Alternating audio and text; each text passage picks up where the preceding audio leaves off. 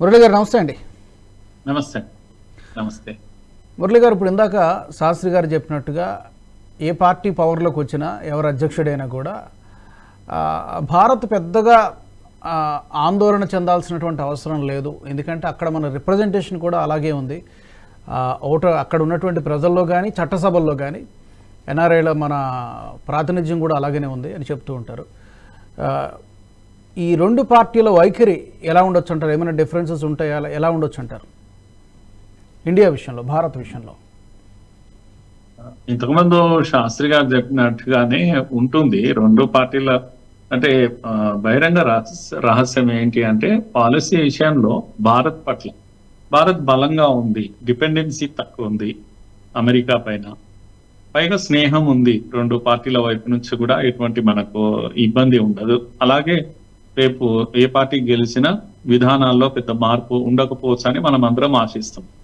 అయితే అందుకు ప్రకృతి సహకరిస్తుంది, అట్లాగే కొన్ని ఈక్వేషన్స్ కూడా సహకరిస్తున్నాయి. ఒకవేళ బైడెన్ లేనట్టయితే రేసులోకి కమలా హారిస్ వస్తుంది, భారత్ మూలాలు ఉన్నటువంటి ఆమె దీంట్లోకి వస్తుంది. లేదంటే ఈ వైపు నుంచి ట్రంప్ వైపు నుంచి vice president JD Vance wife అయిన పేరు చిలపూరి ఉషా అనుకుంటా.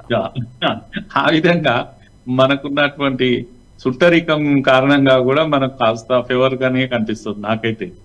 అట్లా మనము రెండు రకాలుగా కూడా మనకు అనుకూలంగా ఉంది కనుక పెద్దగా వరి కావాల్సినటువంటి విషయం అయితే లేదు.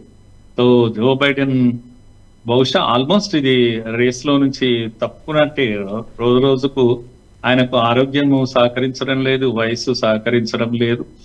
అట్లాగే ఐసోలేషన్, శారీరకంగా ఐసోలేషన్ గురయ్యాడు, పొలిటికల్ గా కూడా ఐసోలేట్ అవుతా ఉన్నాడు మెల్లమెల్లగా.